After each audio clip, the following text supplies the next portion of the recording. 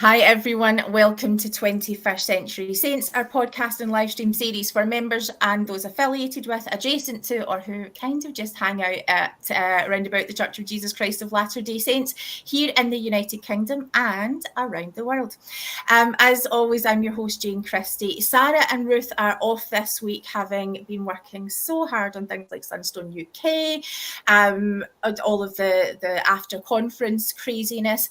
Now that all that's done, the girls are having some well-deserved rest, but I know they're going to be joining us in the chat, so it will be great if you want to jump on there and join in this really excellent conversation that we've been waiting to have for months now. Lots of you have heard about the most recent hobby that I've taken up and have been desperate for this. I'm really excited to just jump straight in and introduce you to the wonderful Poppy Chesty, because you have changed my life. Hey Poppy, do you want to say hey to everyone? Hi everyone. So would you tell us a little bit about what brought you to the world of burlesque? What was your life before and what happened? And where are you now? My life was just pretty normal, pretty average. You know, mother of two, working all the time. It's my friend. She actually said, well, let's go and try this class. I went with her. And you know what? She left after a couple of weeks and I stayed at it. And that was it. That was the start of my story. It's quite addictive. Once you start, you want more and more. During COVID, I done my instructor training. That was me. And so were you one of the people who were doing classes online and stuff? Was there? I was actually, yes. I done classes online, both as a student and as a teacher as well. So that was crazy. Awesome. The rest of the gang, we're just going to go around. Elaine and Kim, do you want to talk a little bit about what brought you to this space? What was your life like before? What's your life like now? So I wanted to join something like burlesque. I used to do pole fitness, but when my health and my joint pain became worse, I just couldn't do it anymore. And I'd seen the advert for burlesque. A friend from work had joined Adele's class and recommended it. And then by the time I joined, she had left. But it was advertised as a fitness class. And I thought, well, know what? There's going to be no pressure whatsoever. I can just go and I can sit up the back and have fun and potentially work out. And it's just escalated for there. I now do 2 classes a week, flex it. It does quickly take over your life, but it is amazing. It's great. I love how the thing that drew you in, the fitness element, is exactly the thing that would not have been. I'd have been like, nah, there really is something for everyone here. Mm-hmm. What about you, Elaine? What was your life before burlesque? Like most people's, to be honest, very boring. 2 kids and just doing nothing for myself whatsoever. My husband would tell me continually, go out, do this, you need to have a hobby for yourself. And I just sat in. Where are we going to go? There's nothing. Exactly. I didn't want to constantly go out drinking or go here, go there. I'd rather done something different. A friend saw it on, I think it was Facebook, and she's like, let's go for it. Do you want to try this? It's 1 night a week, blah, blah, blah. We went for it. So we'd filled in all the forums, and the class was due to start that Monday, and we went into lockdown. So we had to wait a few months, but then we started the Monday class, which then became quickly the Thursday class also. It became rehearsals because of the show. We're now doing the Flex It class. We were doing it through Zoom. We're now doing it live, and hoping to do the Burn Club as well.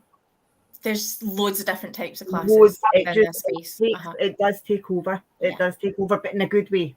Because for me, that's just for me, and I love it. And we're going to dive into the whys of, what is it that is the draw in this space in a second. But what about you, Marion? What was life like before? Everybody. Quite similar to the other ladies, actually. Wanted something to keep me fit. Hadn't done it for a while due to health. But my background was martial arts, which I gave up due to health, and decided I've never danced before in my life. at a dance class, so I came along to this and I'm hooked. And Our Lady I Luck, love it. what about you?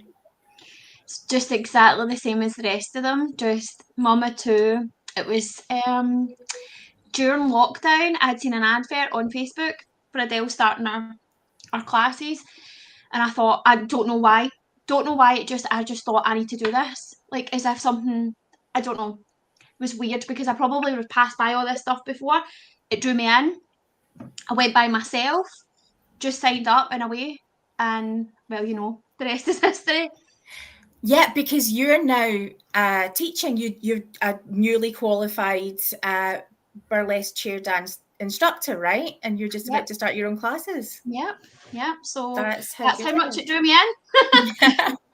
So what about everyone's name? So tonight I have my my burlesque name, Bonnie Bliss. Some of the other girls, we've got Lady Luck, obviously, our Poppy Chesty. Elaine, what's your burlesque name? I'm Little Pink Diamond. Little Pink Diamond. Kimberly, what's yours? I'm Kitty Bella. Kitty Bella. And Marion? Philly Fierce. Philly Fierce. I love it. So now we've all been introduced, we're ready to jump into the, I guess maybe let's start with the, I don't know, controversial. Right, is this just a super slutty thing to do? Because let's face it. No. Absolutely Yes. not.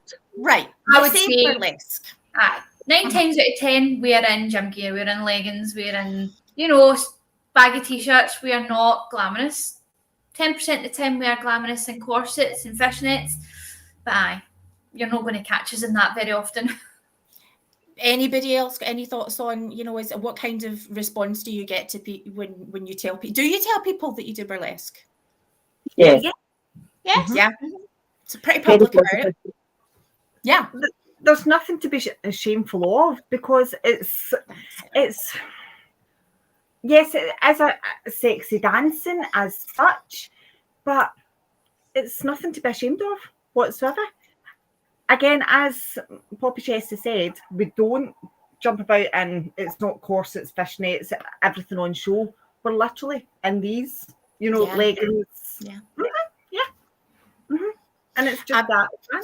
So because I love that you just seem to not associate with the, you know, we use the slut word. We've seen online slut shaming. We've seen all of this sort of blame culture, things like that.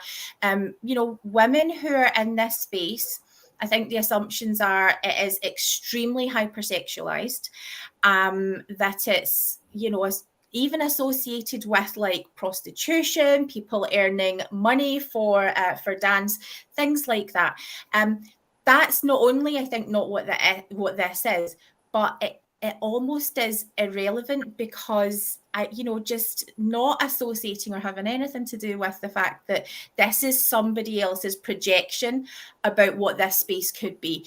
That you know, sex workers don't need to be shamed for what they're doing. Not that this is sex work. However, just rejecting slut shaming, you know, any of that type of culture, because this is just, I think historically there have been, you know, for thousands of years, women shamed for just using their body. Dance being seen as something that can be quite erotic and sexualized or not. So yeah, what would be the problem, I guess, if we were to, you know, be feeling, you know, kind of sexualized, or, you know, if we because this is sort of, a lot of it is about the art of seduction, right? And so I guess what I'm asking is, I guess, where does sexualization come into it? Where is fitness? Where is the chair that we use as your lover? Like, tell me a little bit about how you are experiencing it. That's a big question, I know. It is a big question. Yeah. So really, we don't look at it as being sexualized. It's empowerment for us, women empowerment. Exactly. What installing body confidence. That's what it's about. Women building other women up, not breaking them down. We slut shaming and all that negativity behind that. We are building one another up. And I get a very positive response when I tell my friends what I do, and a lot of them say to me that they wish they had the guts to go and do it as well. So they see it as something to admire rather than something that's sexualized. Yeah, absolutely.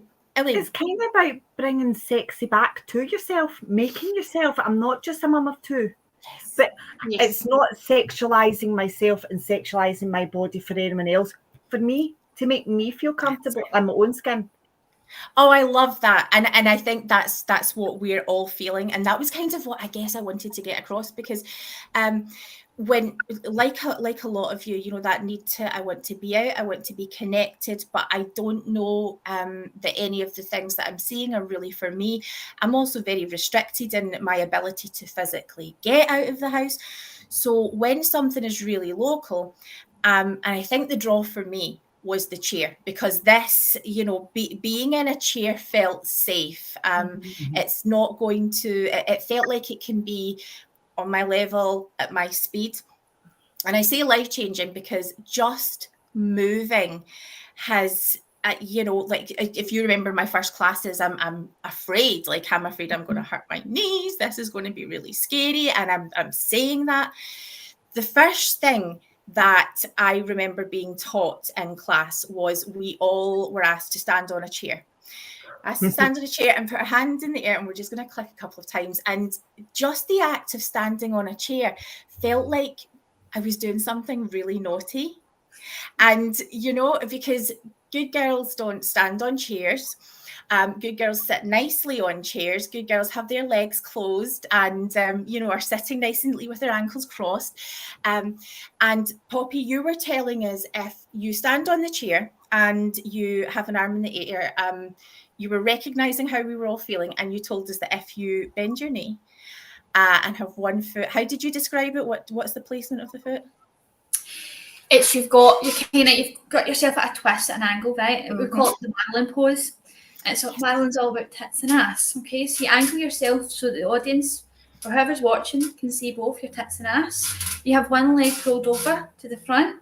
Okay, that helps your balance. Keep your shoulders back, your chin up.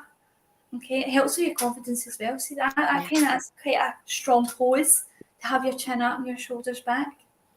And as you're saying, you know, you were saying it's a strong pose, and you use this phrase, if you stand like this, you will not fall.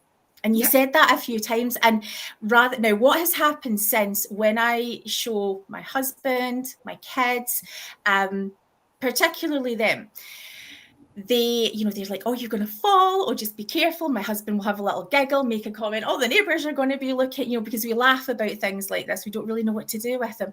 But to be told you will not fall. And when there is any kind of response like that, I'm absolutely fine. I will not fall. What a message. We don't get taught stuff like that as women. So immediately I felt this empowerment and connection. So talk to me some more about what you guys are feeling when you are standing on that chair, sitting on that chair. How far does it push you out of your comfort zone? Well, for me, when I come to class, I'm not Adele. When I come to class, I'm Poppy Chesty, right? I go into my alter ego, and for that, I think that gives me a wee more of a boost, and I would do more things than what I would do normally as Adele. Okay, so there is a kind of mental health aspect there, that I'm not myself, I'm someone else, and I can shed my beautician role, my mum with two role, and I go out as Poppy Chesty, and that fills me with so much confidence, and I can do anything. What about Kimberly? You mentioned, and Marion, you mentioned health issues. What has the class sort of done as you've pushed? What's it done for your health? Been fantastic, absolutely fantastic. Mm-hmm. It's actually helped. It's helped my health quite a bit actually coming to the classes. Yeah. You know, pain-wise, it's still sore when I dance, but, you know, you can dance through it. It's not a problem. I want to dance through it. That's why it's not a problem. Yeah, you know, when it's a kind of like healthy stretching kind of discomfort, rather than, you know, the class is actually helping. It's a great thing for your physical well-being, I think. I certainly see a lot of changes in my body since I've started it. Positive ones. And I look forward to seeing more coming. Definitely. What about you, Kimberly? It is. It's quite crazy because I suffer from fibromyalgia as well as the joint hypermobility syndrome. And my husband's obviously been with me a long time and knows how bad my health was. And he does constantly say, you do too much, you're going to have a flare up, it's going to be that bad. But we were off dancing, was it after the show that we were off for a week? I think we were off for a week or two, maybe. Yeah. And those 2 weeks that I didn't dance, I was worse off for it. And he couldn't believe how bad it was just because I hadn't danced. And the best thing about it is that even if I'm sore, like Adele tell you, there's things that I can't do now that I could have done 6-7 months ago. But there's always an adaptation to it. So you're not left out. You're not standing there feeling awkward. If one day I can't step over the chair, I step in front of it. Like, you're always made. It's such an inclusive place that no matter what your size, your disability, there is a way that you can do it that doesn't make you feel as though, no, what, I'm too fat to do this, or I'm too sore to do this, or this just isn't for me. It's literally anyone can do it. There's a way around it. Yeah, the classes are so inclusive. Elaine, talk to me about coming out of your comfort zone, and then I'm going to ask the same for Our Lady Luck about your comfort zone. Elaine, what are you thinking? Right, my comfort zone was I did not like myself, didn't like my appearance, didn't like anything about myself. I became quite reclusive because I was just a mum. I was just, basically a mum and a wife. And coming to class, to start with, I was a bit apprehensive. You walk in the door, there's all these different people.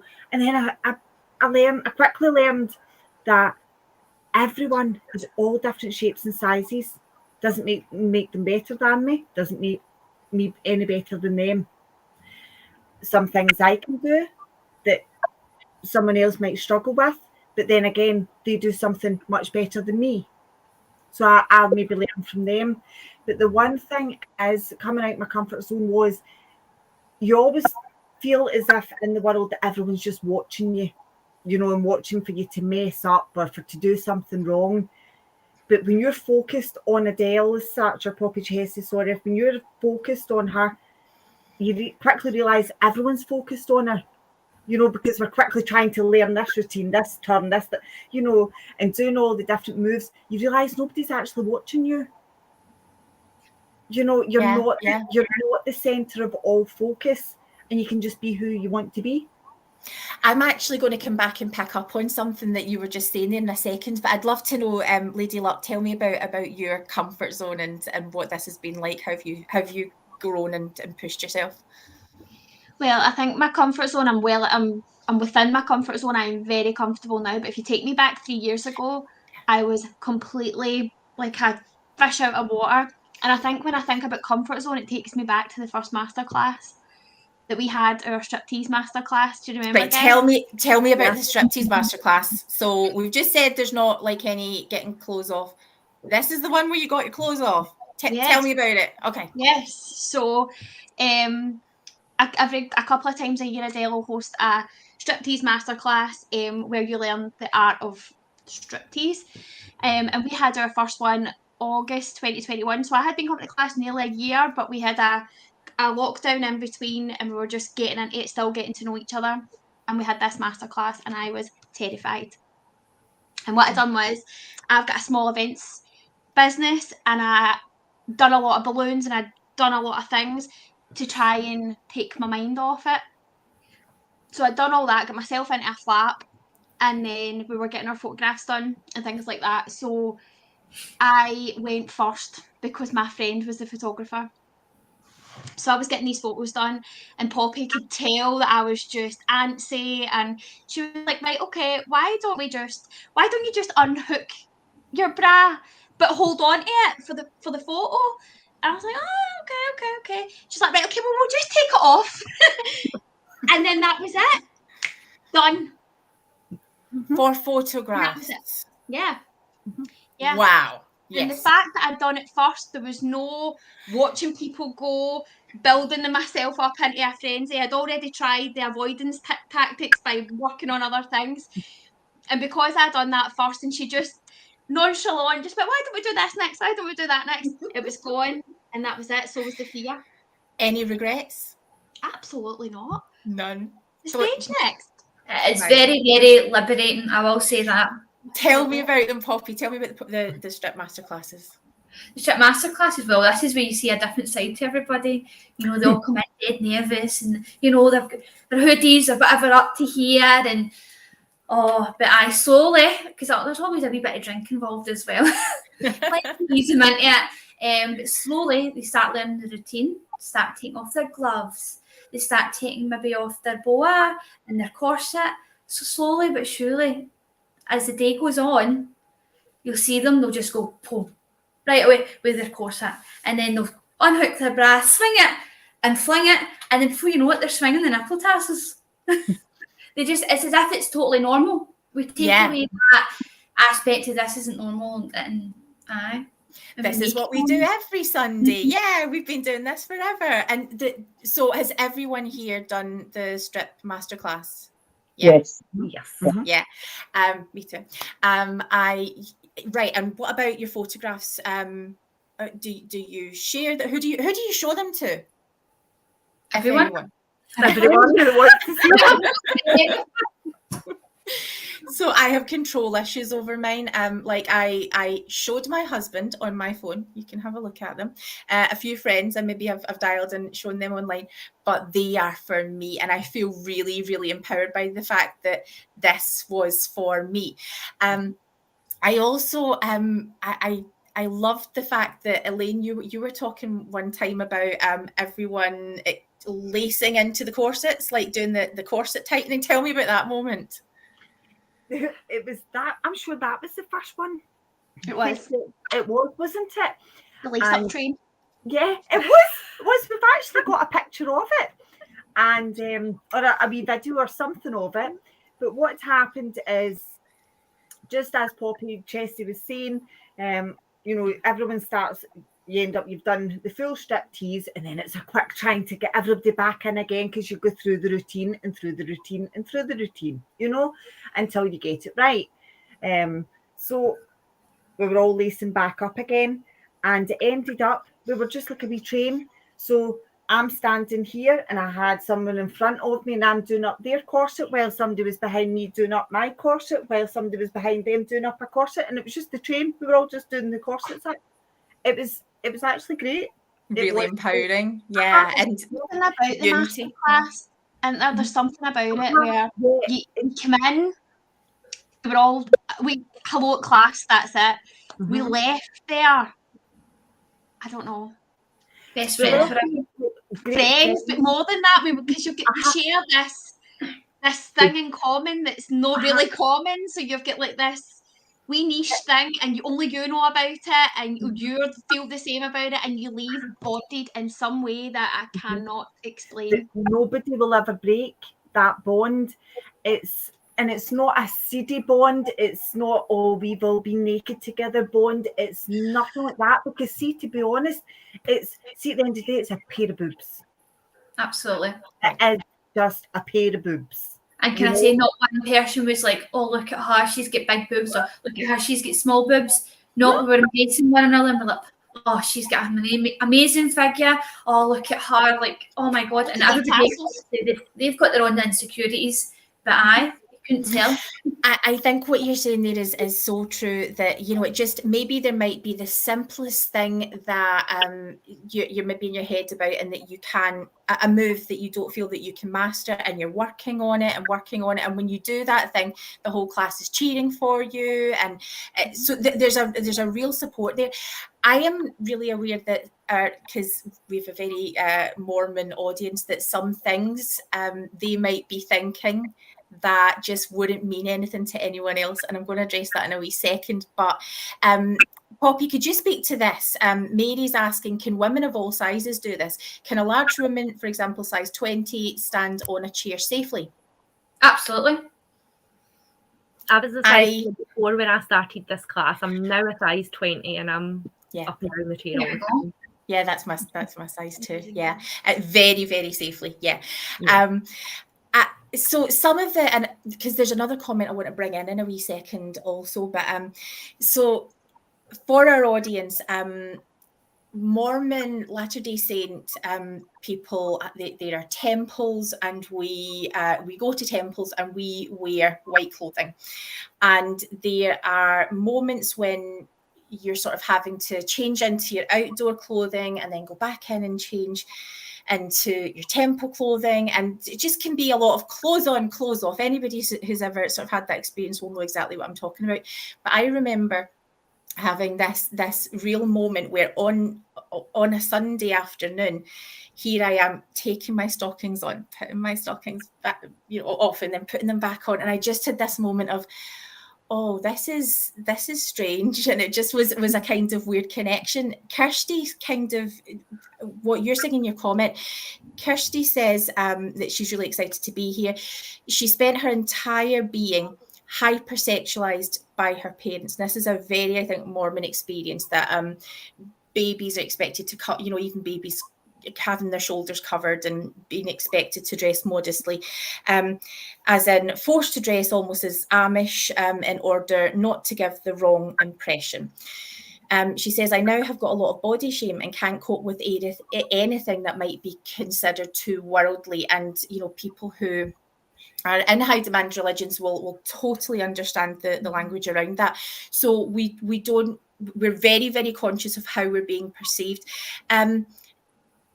Tell me a little bit about how you feel that you're being perceived, because you guys are very, very public. You've got an event coming up quite soon that is being shared in local newspapers all across Facebook.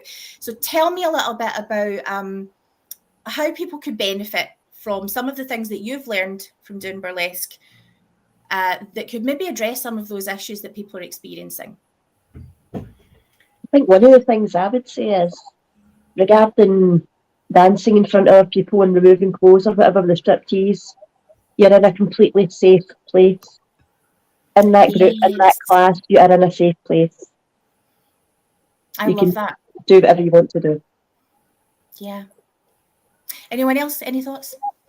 To be honest, I do believe in this society, not just this day and age, but in society in general. You're shamed no matter what you do. Oh, yes, yes. So you can be shamed for being what they deem fat, what they deem too thin, what they deem wearing too much makeup, what they deem having Botox, anything at all, wearing the wrong clothes, wearing the wrong colour, anything at all. So no matter what, you are shamed. So why don't you just, do you know what, basically kind of stick two fingers up to it and say, I'm going to do what I want to do for me, not for you, not for anybody else. If you don't like it, turn away, switch off, remove me from Facebook. I'm just going to use that for example. Remove me, because I want to do this for me now, and that's my choice. It is my choice and my choice only, as long as it doesn't affect my children, which it doesn't, and as long as it doesn't affect my husband, which he is all for, so it doesn't affect my family life whatsoever. My husband actually promotes it. He loves it. He loves it for the fact, not even just for him, he loves it for the fact of the confidence it's given me again. So do you know what? Go for it. If you want to go for it, go for it. Don't listen to anybody else. Superb. Anyone else got any thoughts on that? Because I have another question. Okay, let's jump to the next question. Any of you guys are any of you church-going girls? Do you have any faith background at all, or none? Yeah, me. You do? I'm about Catholic. You are right. Now, this is what I think a lot of our audience are super fascinated about. This could never happen in a Latter-day Saint church context, but our classes that we do with Poppy in this area, which is a little village in Scotland, these classes take place in a Catholic church hall, and there is a crucifix on the wall, and we are doing burlesque chair dance. Does that come into conflict at all with your faith? It does. Because there's always something in there that's telling me, like you've talked about before, be a good girl. So I have the battle with myself sometimes, but I have to separate them both because they both mean a lot to me in their own way. But there is definitely a conflict in my mind. Yeah, because we don't just leave behind all of that training, you know, that we've had from parents, we've had in schools, we've had just, you know, preparing to go for a night out, coming back from a night out. We don't just let all of that go. What I've learned from these classes is that actually owning being in my body is a part of sort of being. It's not exactly conducive to being thankful to be alive, to be stuck in a house, feeling worse and worse and worse about myself, my health declining, to be able to fully live and fall in love with the life that we've been given, and to figure out, look what my body can do. I was given this body. I have been created to move, and I get to experience that with all of these other women. And there is something sacred about that. I honestly feel like when I am going into that space, it is a sacred space. It's a safe space. So that's one of the ways that I've sort of learned. I find it incredibly empowering, and if anything, sort of maybe increases my ability to worship. I'm going to come back to Poppy now. Tell me what's coming up. What have you've got something big planned? What are you working on? Loads, but right now, 2 weeks and it'll be all over with. But we are doing a 6-hour burlesque-a-thon for the Moira Anderson charity. So we done one last year, and that was for Women's Aid, Monklands Women's Aid, and we raised over £3,000 for them. So we're hoping to kind of hopefully we'll get near enough the same for the Moira Anderson Foundation. That'd be amazing. But it is heavy going. Normally, for our audience, the Moira Anderson Foundation, as our audience have been with us for a while now, are probably aware that 21st Century Saints have been doing a lot of work with safeguarding, and we're really excited about all of the things that are happening. But we know that support and resources for survivors is sparse, and finding the right support at the right time is very, very difficult. The Moira Anderson Foundation specialises in supporting adult and children victims of childhood sexual abuse. The foundation itself has its own incredibly powerful story. So we would ask if you'd like to know anything about that, or indeed if you want to use that as a resource in your own life, you are more than welcome to be able to do that. The team there are absolutely incredible and have done incredible work. So I am so glad to be able to be part of something that's raising money for such a worthy cause. And I'm also going to drop in a link from the Just Giving page that you're using to accept any donations. Any super chats that we get in tonight, any donations that we receive over the next month, we're going to be putting towards this incredibly worthy cause.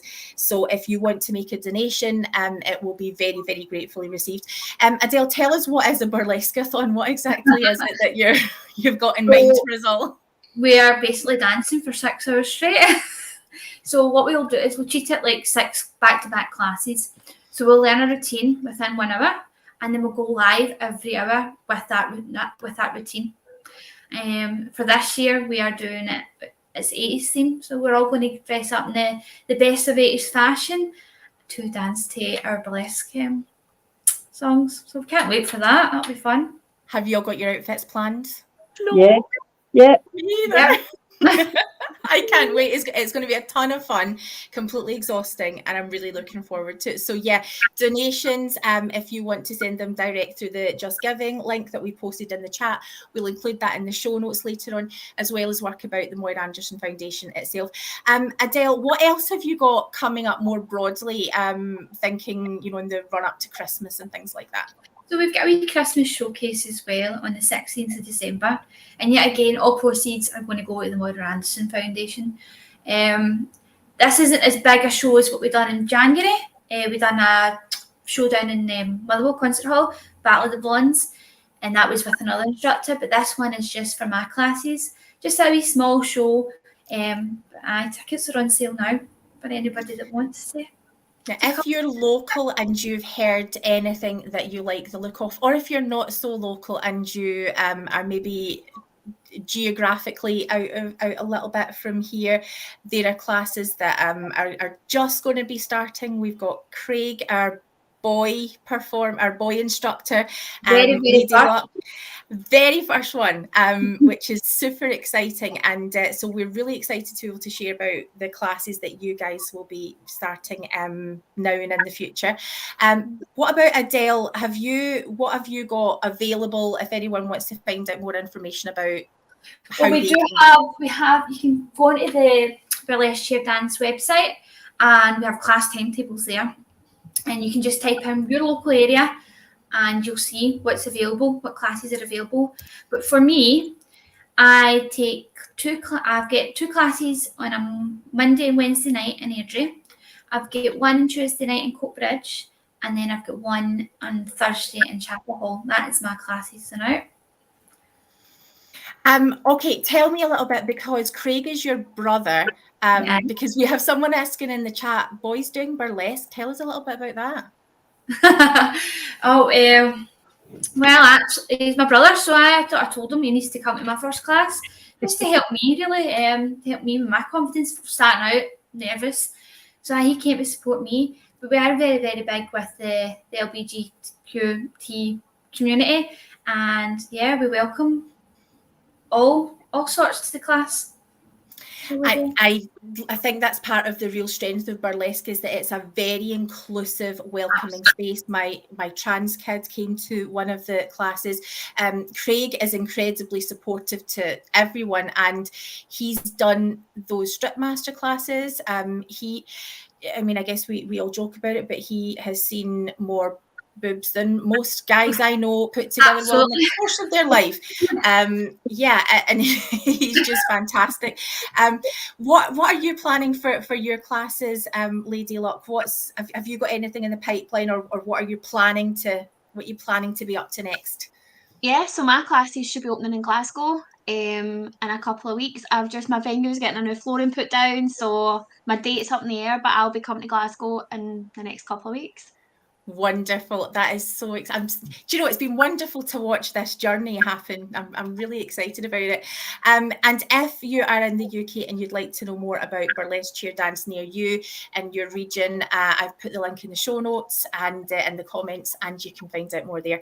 I'm going to just go around you all and get some closing thoughts before we wrap up. Just if there's anything that you'd like to say about your journey or about the classes just now, whatever you'd like to say, I'll just go around and we'll finish, I think, with Poppy Chesty. So if we come to Marion first, any closing thoughts that you have, or anything that you'd like to have the audience know, maybe about your wildlife sanctuary work, or anything at all you'd like to share?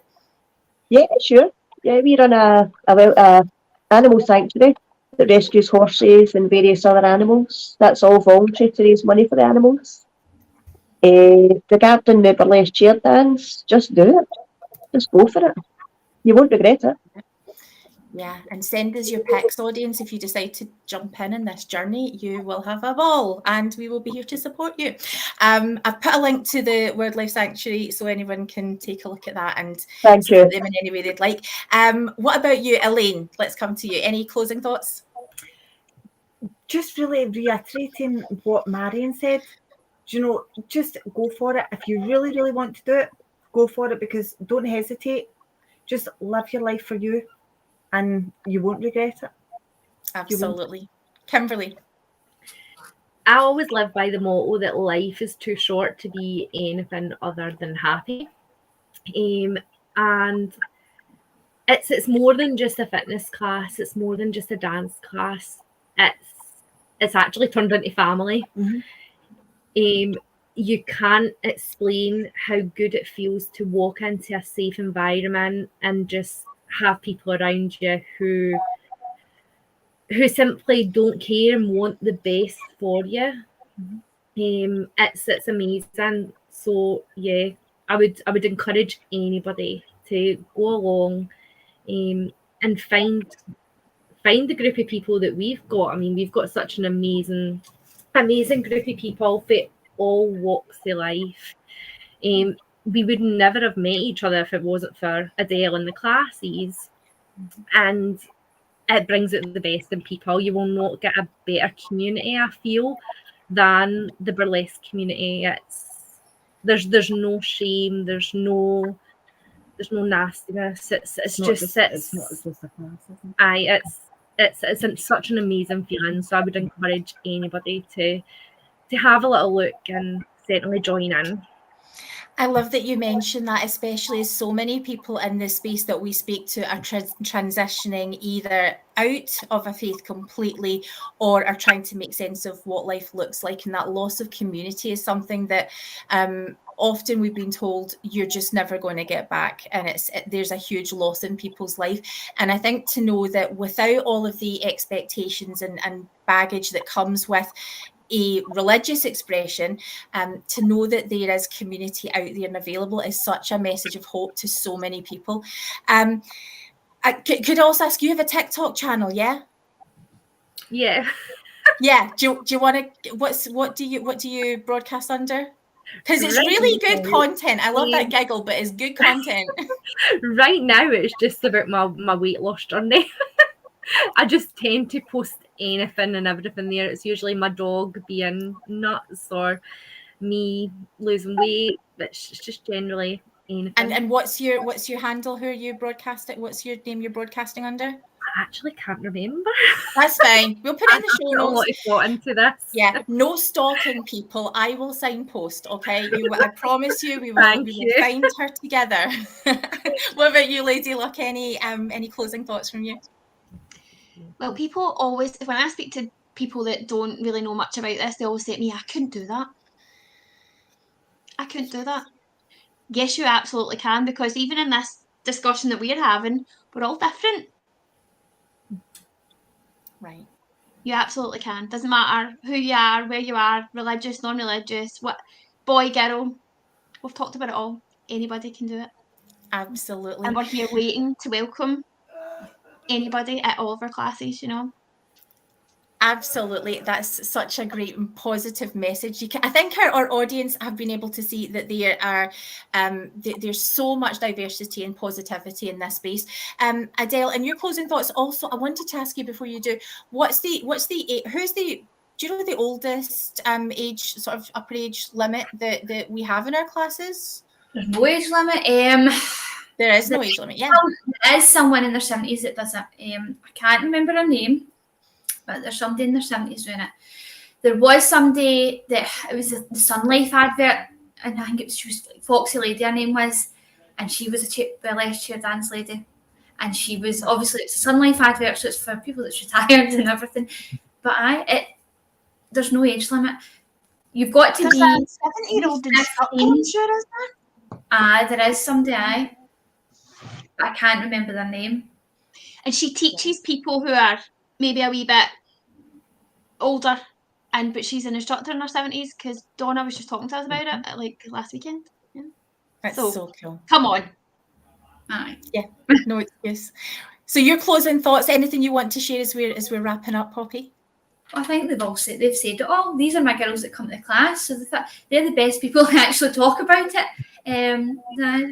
They've said good things about it. Yeah, we kind of like you. They do it all for me. But honestly, if anybody has any doubts about it, even reach out to one of us. Reach out to any one of the instructors, and we'll put you at ease. You will. It's a total safe space. Any questions you want to ask me or anybody else, please just message me and I'll answer them. But don't hesitate to join, because it's a really good community to be involved in. And my 4 classes, some of them don't all interlinked, but we've got a big group chat where we all come together and we all just talk nonsense. So you don't really need to know one another directly to still be a part of it. So it's really good. Absolutely. Adele is so well loved, and I think that really comes across in your classes. But it's so good to have moments like this where you get to see just what you've done in people's lives, because you've brought everyone together in this space. And you know, it sounds like hyperbole to say this has been life-changing for me, but this has literally given me my life back. I can move, I have, you know, confidence, this wonderful community, and yeah, doing new things and feeling empowered is like friend of the show Elizabeth Murphy is saying, women empowering women instead of judging. How fab. Absolutely. So with that, thank you all for being with us. We're going to ask you again in the, I don't know, maybe cliche, let the dollars rain. Just send us some money, because we are dancing to raise money for one of the best organisations that is available out there, that is supporting survivors of childhood sexual abuse. I love that this isn't just about empowering a group of people. This is supporting people in our communities who really need as much support as we can give them. So thank you so much for being with us tonight. We are not going to be broadcasting this week because it is Sunstone UK. If you haven't got your tickets yet, you can jump on to the Sunstone UK Facebook page or the Sunstone website, and it will tell you how you can get your tickets. All of the Brit Vengers are going to be there. There are tons of people waiting to hang out with you. So this is a great way to explore your nuanced or post-Mormon community. Let us know, take lots of photographs, and we will see you next time. Good night, everyone.